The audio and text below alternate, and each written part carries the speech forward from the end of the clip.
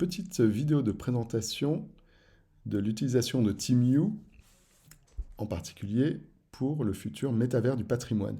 Donc là, vous me reconnaissez à partir de cette petite photo. En quelques secondes, j'ai fait mon avatar photoréaliste, ce qui est essentiel puisque c'est la promesse fondamentale du métavers, se retrouver ensemble alors qu'on est à distance.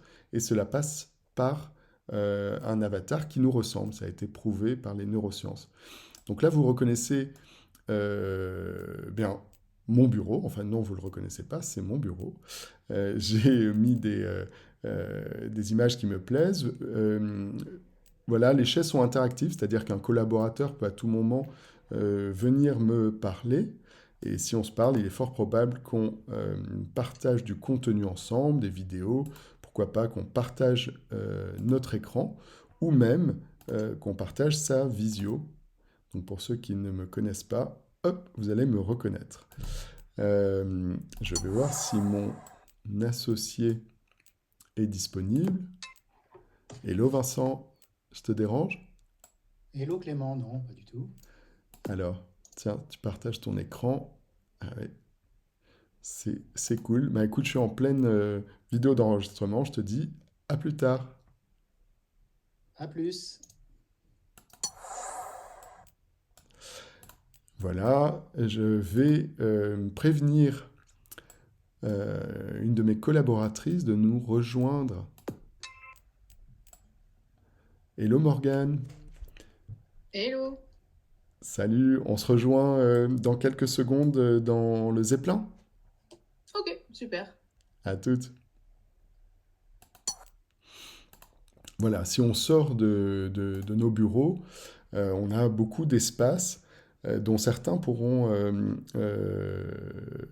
être utilisés directement par les musées, comme par exemple bien un auditorium, par exemple pour des conférences.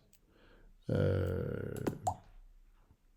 voilà, je peux rejoindre une session d'auditorium où on voit ici qu'on a toutes les fonctionnalités avec un chat d'auditorium, la possibilité de venir à 8 sur scène, d'inviter même des personnes sur scène, de faire des sondages à la volée, de savoir qui sont les personnes présentes, et toujours pareil, de partager des documents, des visios, ou encore son écran.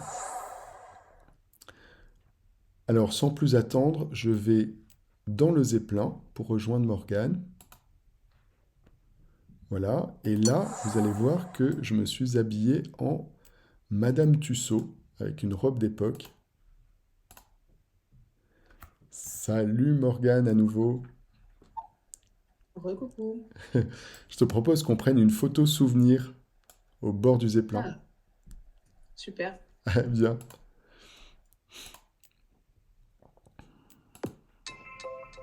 Voilà, alors là, vous reconnaissez Berlin. Le mois dernier, ce Zeppelin était à Londres. Et quand nous l'avons lancé, c'était à Cannes, puisque TF1 l'utilise pour vendre leurs droits TV à l'étranger. Alors, on se fait un petit coucou, on prend une photo souvenir. Allez, super, on fait ça. Go! Et voilà, photo que je peux sauvegarder précieusement. Je te dis à plus, je vais voir le salon dédié à Madame Tussaud. Super, à plus tard. Voilà, alors pour le lancement de cette série sur Madame Tussaud, qui va s'appeler Madame, TF1 nous a demandé un lieu dédié. Alors nous avons fait donc un avatar dédié et un lieu dédié avec ce salon complètement 18e siècle. Vous voyez ici le petit théâtre éclairé à la bougie, mais qui comporte toujours les fonctionnalités essentielles de partage d'écran et qui permet, dans l'idée du métavers du patrimoine, d'imaginer un groupe qu'un guide peut accueillir ici et préparer à la visite, on va dire, du musée, qui pourra comporter plusieurs pièces et permettre d'afficher beaucoup de contenu. Donc là, on peut voir un petit salon avec des chaises XVIIIe. Hein. Et voilà, on voit que le contenu est complètement à la main de l'opérateur, ici de TF1. Par exemple, eh bien, si je veux changer cette image, il suffirait que je change Trump en Ronaldo ou peut-être plutôt Obama. Nous avons poussé le réalisme très loin puisque vous voyez ici, il y a beaucoup d'objets 3D. Hein, il n'y a pas que des cadres avec des objets 2D.